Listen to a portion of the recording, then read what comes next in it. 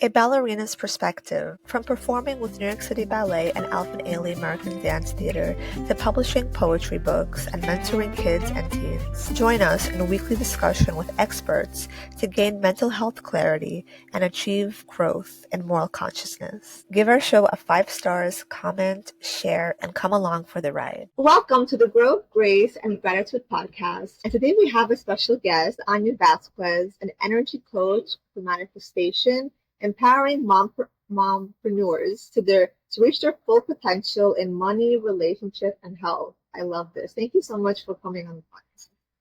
Thank you for having me.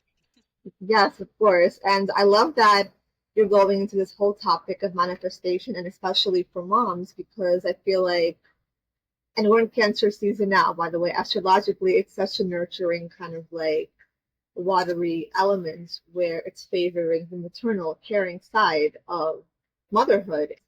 Those maternal instincts are a huge correlation to manifestation because it's like it's such a co-creation with the universe. So how did you get into manifestation, and what do you think was your personal like greatest manifestation as of now? I guess we can start with that one. My greatest manifestation so far, I guess I always say it's my husband. That's beautiful. So, I mean, there's a lot of stuff, but yeah, like my husband is probably what I cherish the most because obviously I know that a lot of relationships are not functioning the way they should be functioning. Yes. ClickFunnels easily build any type of online business and sales funnel in record time, no matter what your product, service, or niche, without any tech design or experience whatsoever. Try the ClickFunnels 14-day free trial, link in the description of the podcast. So probably the reason why I say that my husband is my best manifestation so far is because ultimately my spiritual journey did start in my first marriage. So when I was married and in an emotionally abusive relationship, it was that kind of a wake up call for me that I needed a little bit of guidance, that I needed a little bit of support and more understanding about life, and that's basically what kind of got me on this path of working on myself and ultimately learning how to process my emotions and how to heal and deal with all the traumas and so all the usual stuff. And ultimately, through the process of that, where I got divorced and where I was able to now manifest a completely different relationship that I have with my husband, is where I have dove, deeper into what manifestation is. Unlock your best life with Soul app. Book a holistic wellness experience with a trained guide and start changing your life today with compassion practices, inner healing, food and diet, and so much more. Tap into a healthier and happier life with the #1 purposeful living app in the US, the Soul app, link in the description of the podcast. Yes, my life is completely 360 degrees different than what it used to be. And, through that process, learning how to get what you want and how to create the lifestyle and the life that you want to live. So it was a whole journey, but I guess that's why, the connection between my husband and the spiritual path of manifestation and, everything that I talk about. Yeah, that's beautiful. Thank you for sharing that. Yeah, it's so interesting that so often we do kind of experience like a polarity. So it's like if we want something so much, it tends to happen, the polar opposite tends to happen first. It kind of like reveal to us maybe a shadow side of ourselves or something that we don't want. So it's like after we experience some kind of trauma, we kind of like a flash of light comes up and we kind of like realize like, wait, I don't want this at all. And sometimes it takes like those hard experiences to kind of pick us to the curb and be like, you have to change something if you're going to want something else. So Well, that's exactly how people live. Right. Right? This is how we are programmed to basically learn, which is based on our own experience and bad lessons, I guess we can say, and feeling the pain on our own skin. I think I always talk about 3 levels of learning and growing personally, which is the first level that you just explained, which was, going through the pain and not, I'll say, we're so distracted by the world and everything around us that we don't really know what we want. So then we start at what we don't want, right? Which Exactly. means you gotta go through stuff that you realize, well, I don't want that. That is bad. And that's where a lot of people have to go through. But I always talk, obviously, coaching industry right now is booming because of the fact that a lot of people are realizing that yes, I can learn everything on my own is, skin and feel all the pain, but it's a long route and it's a painful route. So I say level 2 of learning is learning from somebody else's mistakes and lessons. Mm. And then what I coach and what I help people to do is basically get to the third level, which is, challenging to obtain, is to find a connection and find that alignment where ultimately all answers already exist and you need to learn how to tap into them. That's beautiful, and that's also kind of a testimony to the awareness you have, and it's kind of hard sometimes to gather the wisdom and awareness to take on those lessons, because I feel like our egos are so stubborn sometimes, and actually oftentimes they're very stubborn. And I actually saw you posted on your story today something about, like, about money and how you're taking care of your pets, and you're asking people about, like, people wanting to be rich. And it's so interesting because I feel like today is actually, I wrote this down, just like today is National Kitten Day, just like, by the way. So it's such a nice reminder to, like, connect with animals. What day? National Kitten Day. And I was thinking about, like, so many people actually, when they become more empathic, they start leaning away towards greed and materialism. And I feel like when people are stuck in this mentality on greed, it's kind of like complex, because they have to kind of realize where does it come from. Because so many times we're kind of raised in this environment to put it on a pedestal, like the perception of money. And it's also kind of a separation perception. It's like something to aspire to, and if it then it becomes like a longing, then it becomes an unhealthy relationship with money. So I feel like the whole money topic is a really, really big, kind of like ancestral topic as well, that we should all kind of connect to, and to realize what exactly, like you asked the question, it's just so perfect. What exactly are you going to use the money for, right? It's such a great question. Podpitch is the first and only software that finds, writes, and sends pitches to podcast hosts from your actual email address. Podpitch will make sure you get podcast bookings, guaranteed. Link in the description of the podcast. Well, people. So I feel like this, that money, again, obviously, a lot of people say it's a tool. And we say it's a tool, but we don't really know how to use that tool, or we don't really know, like, we know in theory, but we don't know in practicality what that actually means, right? Yes, And exactly. I talk about practical spirituality a lot, because that's basically the fact where I want to help people understand that it's not you wanna, you work business, or you wanna be rich because you want, I don't know, millions and millions of dollars on your bank account, and then what, right? Anything that you want money for, it's because you are you have an idea, you have a passion, you have something that this money represents to you. So again, a lot of times it represents, spending more time with your kids, or traveling more so that you can have that free time, that you don't have to work for somebody else, that you can ultimately afford higher, better quality foods and whatnot. So focusing on what actually you want to do with that money, versus then I want money just because the society says that, I need money on my bank account or whatever. It's the concept of when people say, focus on, like, pick a job that is not a job but something that you like doing, because then you don't work. And unfortunately, there's still a lot of people in this world who do a job or work for money. Right, And when right. you're working for money, you are stuck in a rat race, and you never actually get out of it, because you're not working, you're not, I'll say, providing, you are not, no, there's another word I'm trying to find now. you're not functioning, I guess we can say, you're not functioning from the highest energy, which is basically, happiness and passion, versus then I need money to survive. So that those are low frequencies that keep you stuck on low frequencies.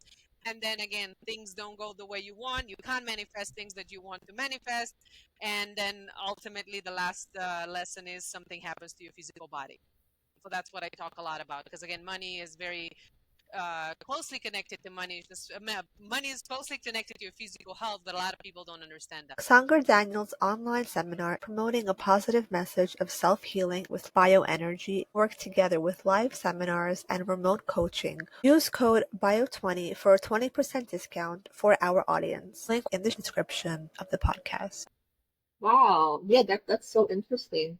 And I actually I wrote down a Bible quote just because I feel like it's interesting to connect kind of like the spiritual world to the. So it's Luke 12:15, and it says, "Watch out, be on your guard against all kinds of greed.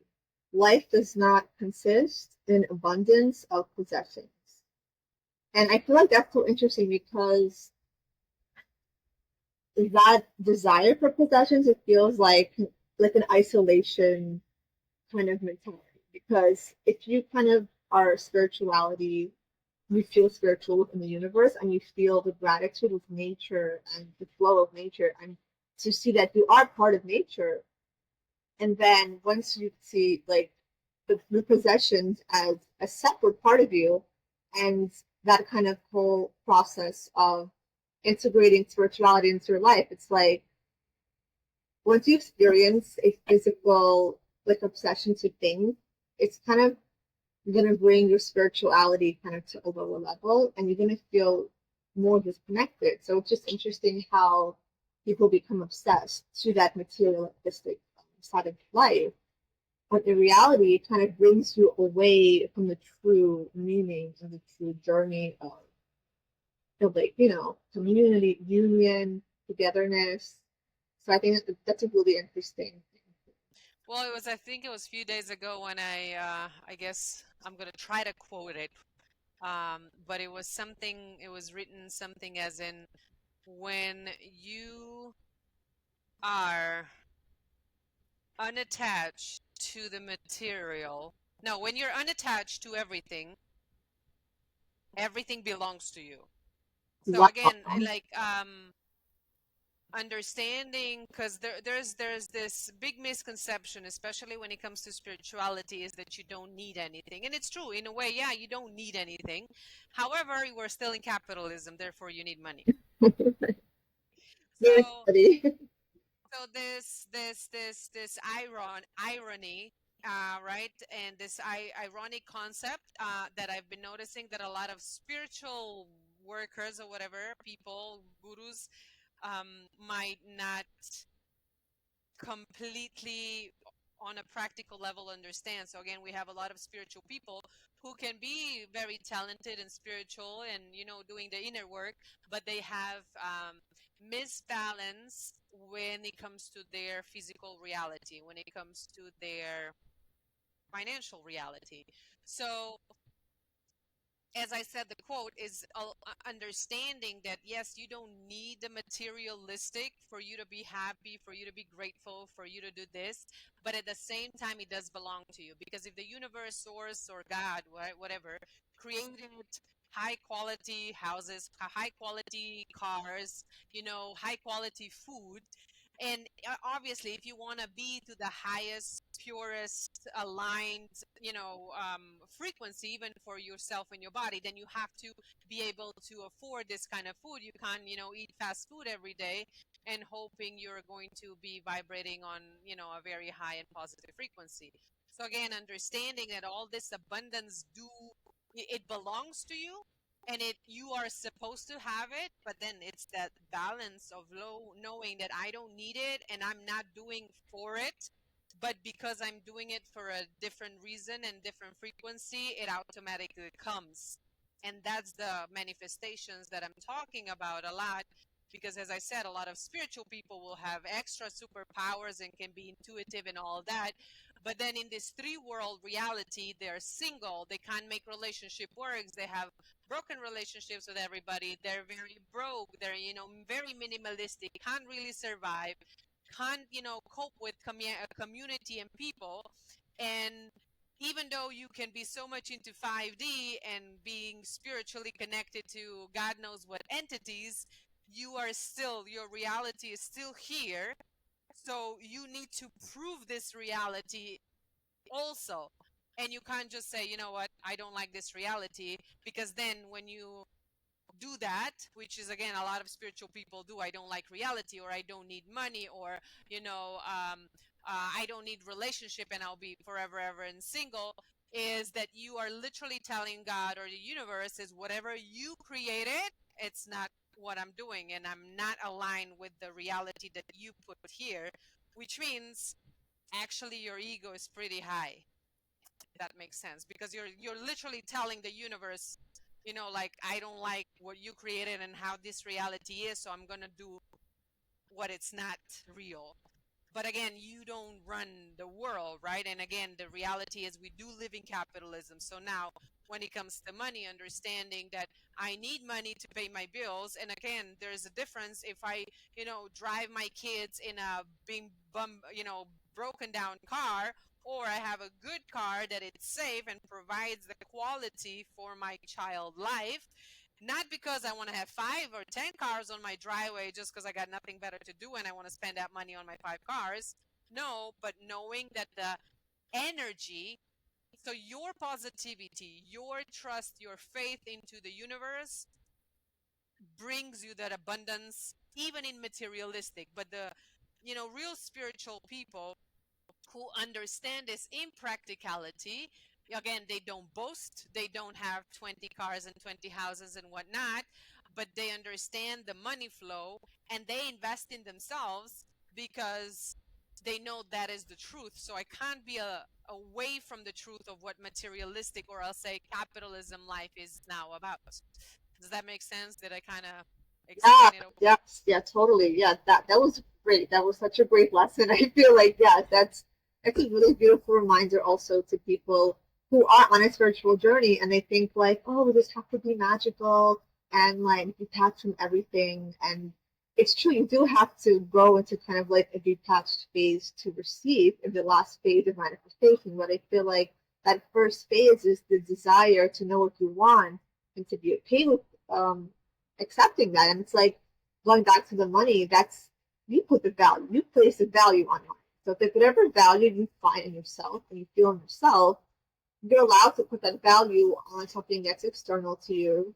And then you're able to kind of like co-create your life. And it is hard. Obviously, you have to take the steps and you have to continue to realign with your best self, to continue healing yourself, healing your wounds and everything.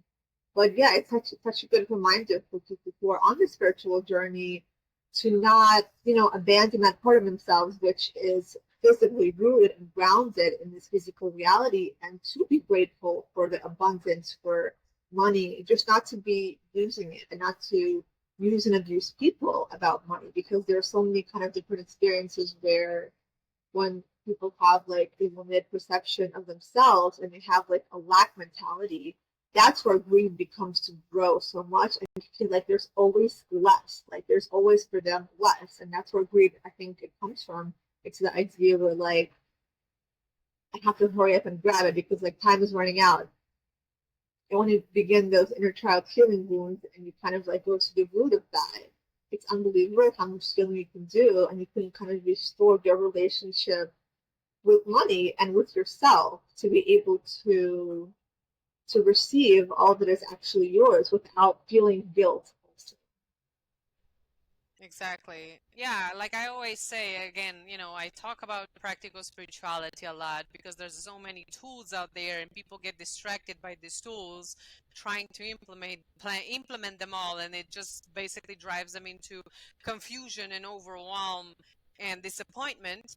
Um, to remind, as I said, that the practicality of it is the results in life are never wrong, right? The results always basically show how energetically a human being is. So if everything is energy and you are everything and you're energy. So then anything, the way you live, the way your life is, it reflects your kind of energy.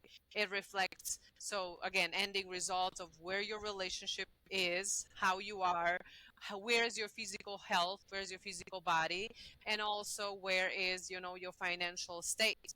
So again, energy, money's energy.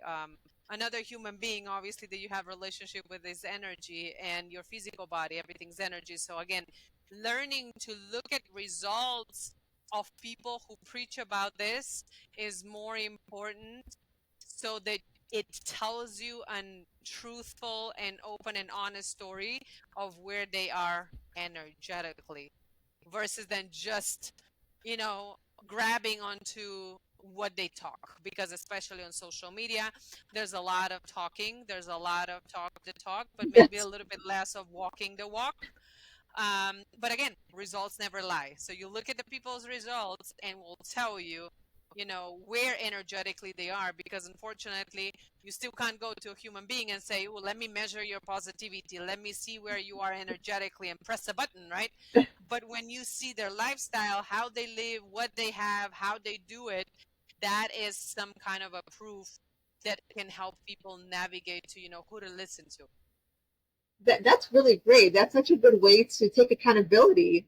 That's really, really good because I feel like there's such a kind of like avoidance personality when people are trying to be spiritual but also not actually doing the work or doing that process. So yes, accountability for sure.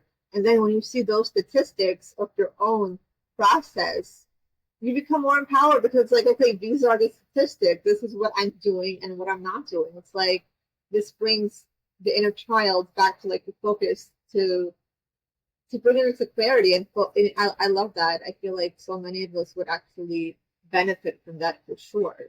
And when people are actually like not fully satisfied with their current reality and they might feel disempowered, how can they kind of work through maybe their past programs to kind of realign to a reality that makes them like more happy? Well, we've already mentioned one. So again, a lot of people get distracted and focused It's on what they say. I have to be a frequency of my result, or I have to connect myself with the future self, or I have to feel like I already have $1 million, right?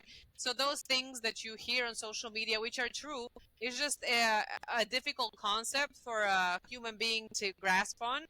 So I usually work with people to figure out what it is that it doesn't belong there, what it is that it's not that, as we have said at the beginning.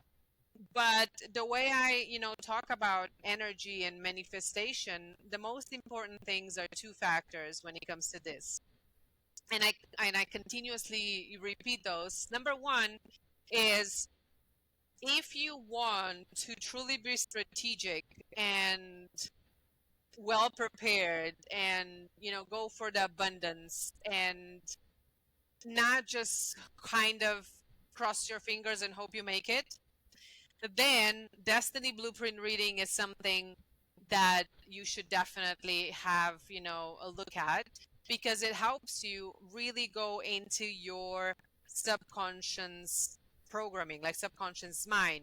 It helps you see what your soul kind of chose to be like, what are the blockages and the potentials that your soul chose to have in this world, so that you can now strategize and be more aware and conscious of what you need to work on in order to whatever get what you want, or create what you want to create. So the analogy that I like to use is, when you buy a phone and you want to be, an influencer, for example, you need to know which social medias you're going to use. You need to know which app is going to be for editing videos, adding captions, and all the other stuff that you use on your phone. So you need to know your phone very well if you want to make millions, because there are people who make $millions from their phone. They don't have professional cameras, they don't have a studio or an office or nothing, and they make $1 million. But they know their phone very well. The problem is that most of the people don't know themselves that well. So that's where the destiny blueprint reading comes in, to get to the point where it's like, I can look at my apps And now what I can do is, I don't like this app. This app I don't use. I delete it from my phone. Now I need to find a better app that's going to serve my purpose, that it's going to serve what I need and what I want to achieve. So you find, Apple Store basically on yourself, and how to download those and how to delete those that are not useful for you. So that's one thing.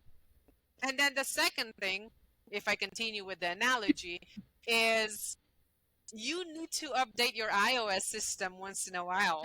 It doesn't matter how fancy your phone is, that it continuously Yeah, reprogram and continuously grows. And people don't know how to update their iOS system. So if I talk in spiritual energy language, is you need to fill yourself with positivity, updated programs.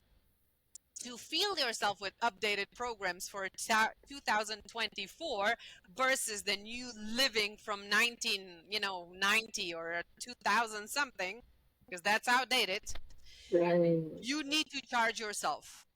So again, analogy, your phone still needs a phone charger. Your phone can be $2,000 worth of a phone, but if you do not charge it at night, next day it's useless. I love So that. energetically, you need to fill yourself up with that positivity. And that's where the challenge comes, because filling yourself with positivity by yourself, it's very difficult. It's like you expecting your phone to charge by itself. Wow. So that's why I have a coach, right? I have a coach with a higher positivity, higher frequency, faster frequency, and I work with clients who have a slower frequency than me. So everything in a way is a chain. And that's the community, that's the actually, coming together and helping everyone. But everybody wants a lot. And I'm not gonna say everybody. A lot of people just want to do everything by themselves. And I'm not saying it's not possible, but it's just very, very, very difficult. And in the past 12 years, I've never met anybody who was able to do that. So still searching for that one. I love that. That's amazing. That's so beautiful how you explained it. Yes, so true. And working with people to bring your vibration higher. And that's really good point because so many people actually, because they are so needing that kind of commitment with community, they actually go towards a lower frequency group of friends or something, and then they wonder like why their life went in the wrong direction, and only later they realize like, wow, it's maybe because I've been spending time with the wrong people. It's like it's crazy how that happens sometimes, but yeah, it's so true. That's why when you connect with those right people that you can see they're helping you and you're helping them. It's kind of like a mutual thing. It's a really good point. And then when you start to build that positivity over long periods of time, long term, it's like this kind of also, I feel like it subconsciously, maybe or consciously, it builds up these like healthy boundaries for yourself. So then when people that are negative start to kind of like come to you and start to maybe expect you to behave in a certain way and you're not going to, then they're going to be the one feeling betrayed, that you betrayed their like perception, their perception of you. It's like you're not going to feel betrayed anymore because when you're trying to, when we are evolving and going through a spiritual journey, we're kind of craving like friendships. And when those friendships don't meet us at our level, like you mentioned, bring us higher, when they bring us lower, we feel even worse. So it's like it's such a beautiful opportunity to connect with people that are to see that also to see that as also kind of like take the ego for the side and be like, I want somebody who's actually on a higher level, and to be open to receiving that. That's such a beautiful journey to take. Well, that's the attachment issues that people have. So Yes, exactly. when you have an That's true. like for example, I had friends from like kindergarten, like I had a group of girls when we were like 2 years old, the same city, the same kindergarten, the Yes, same yes. school. Family knew each other. We would go and have sleepovers all the time. And when I started my journey, obviously I was very thrilled and I wanted to show them. And, I would bring them to my numerology course that I took, and I would like try to get them in because there was, in a way, they would say I would step out of the matrix, and I just like want people to see now what I see. And obviously, I'm not gonna justify my methodologies because I was so enthusiastic. People thought I actually lost my mind, but and I knew that they like kind of freaked out. But in that moment, I had an opportunity, not an opportunity, but a choice that I had to make, because again, there were people that I've had since forever, and they were not on the same wavelength, which means that like even the fact of me, like I went to China and I came back from China after like 2 years and nothing changed. They were the same people, the same patterns. I felt like those 2 years where I was in the world, mixing with nationalities, exploring China, I changed. And I go back to the place where like everything stood still. So I had to make a choice. Is it so important for me to stay with this group of people? Or am I going to follow my development and, invest in my personal growth? And when I took the decision, as in I want to invest in myself, obviously there's a lot of people that left my life, including my ex-husband and a lot of friends and all that stuff. But again, it's difficult because obviously we're attached to these people, and a lot of times, even in relationships now, is people just stay together because of that. Um, so yeah, that's a whole topic in itself. So let's see what's Wow. that. Yeah. Yes, I love that. Yes, it is very true about the attachment styles. Yes, like we grow up and then we actually change our attachment styles too. Like once we go on those spiritual journeys, we shift and then we become more securely attached. So it's like when we do follow our path and our dreams, and obviously it feels very uncomfortable to possibly lose your past friends or to feel kind of like abandoned by people because like we're changing and we have to go to this kind of like we can't help it. It's like a Yeah, non-negotiable. It's like we just have to. It's like spiritually calling us, and we have to do the work because we're just called, and this is part of our soul journey, our soul destiny, and other people, can't relate. It's very sad, but I guess that's part of the grieving process. We kind of have to go through in a way, and go through the void process for a while, but just don't stay there. And I tell people, especially like my clients who had to go through this journey, like it's okay to grieve that part of yourself because it is a past version of yourself that you're kind of leaving back or integrating to help you move on to the next phase of your reality. So it is challenging, but it's also beautiful to be able to see, especially like with the third eye opening, you're going to be able to see different things that maybe some people, their journey wasn't leading them there. So it's like that gratitude for yourself and your journey, it's also a beautiful thing as well. exactly, exactly. And since we are talking about attachment styles, I know this is the popular and the next thing out there now. A few years back, it was the love languages. Now are the attachment styles. Yeah. Um, yeah, and that's what I said earlier is, it's the attachments in general that are the one that are limiting you to quote unquote manifest your abundance. Because as I said, more you're attached to anything, right? People, things, money, circumstances, The lifestyle, system, whatever. you're attached to belief systems too. Yes, you are always and then finding that unattachment. So, the key is finding the unattachment, knowing where your power lays, and practicing that on a daily, it opens up the attracting versus then what people do is which is chasing consistently. Wow, yes, yes, 100%. Amazing.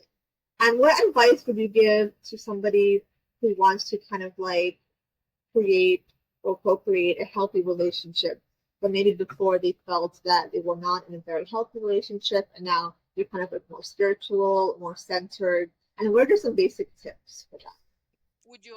Are you referring to any kind of relationship or love relationship? Love relationship, like romantic. Okay, I had a whole discussion about this yesterday. So with my staff. So I always going to say this. There's three options of how your romantic relationships are going to go. There's three options, and I've lived two of them. And all of them involve, no, I'll say two of them. So the third one I didn't leave and experience because I chose to work on myself, because I chose to prioritize my personal growth. So the first one that I never lived is you do not personally grow. You do not invest yourself. You do not heal. You do not do spirituality. You are just, doing the 3D life, and that's it. If that happens, then again, even if there is a disconnection between you and your, human, again, a lot of people will stay in that relationship because we got house, because we got kids, because this. But the ending result, I'm telling you right now as a disclaimer, the ending result is going to be physical health for sure. Because when there's a lot of negative energy exchange and you're not healing in a relationship, it always results in a physical issue. Right? This is Wow. traditional Chinese medicine Wow. Yeah, yeah, 101. that makes sense. Yeah. Wow. So that I've never lived because I chose that I'm always going to prioritize my personal development. Then I lived two. One was in my first marriage, and obviously the second with my second marriage now. The first marriage was when I started doing and working on myself, which is obviously the tip that I'm going to give everyone. You focus on yourself, you work on yourself, you do your inner healing, childhood trauma, generational, all that fancy words that people use.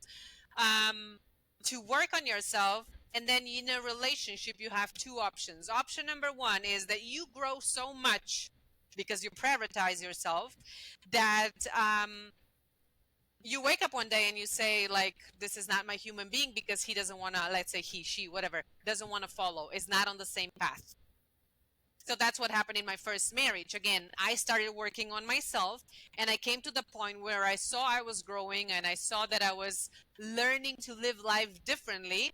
And in that moment, I had to make make a choice. Am I going to continue on my personal growth, or am I going to stop growing because I see that he's not growing with me because I want him? So I said, no, I don't want him because I knew that, again, this is going to lead me to physical issues and ultimately being unhappy. So I continued growing and I changed. He didn't want to follow. And like I said, one day it was obvious to me that we were not supposed to be together. Calm, complete, confidence into this is the right decision. And I got divorced.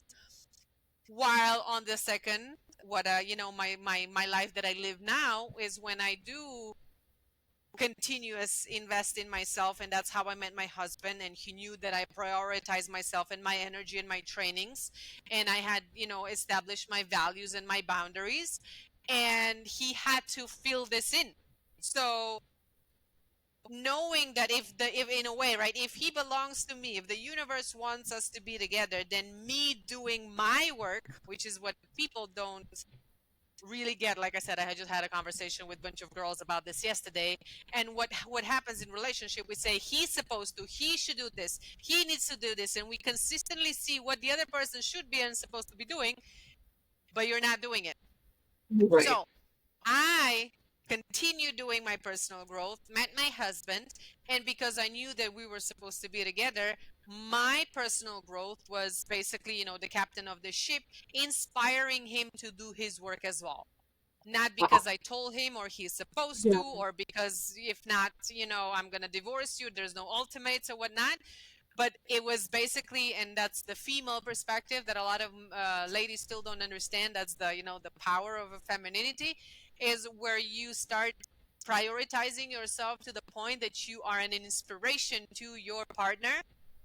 And if that person is by God sent to you, then that person is going to follow, not a doubt. Especially, again, the dynamic of, like I said, a female and inspiring a man. I'm not saying the other way, it's not possible. I am just saying it's less common. So, yeah, that is the, the third version of when, again, prioritizing myself and inspiring my husband so that my husband would do the work as well.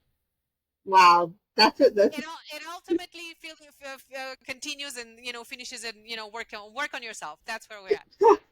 I love that. I love that story. That's so beautiful, and it kind of gives people also a reminder to not be so obsessed with this like attraction or chemistry. Well, it is very important, but like I feel like there's an overly again attached kind of perception on that, and that's I feel like also projection of ourselves and our traumas in a way, and it's like that's feeding off of that. But yeah, it's like you mentioned, compatibility is so beautiful and that's so authentic. I feel like that's the exact you explained it so perfectly. That's the exact compatibility that people want.